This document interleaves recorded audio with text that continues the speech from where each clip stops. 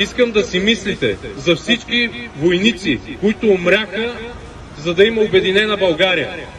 Да си мислите за техния идеал, тяхната саможертва.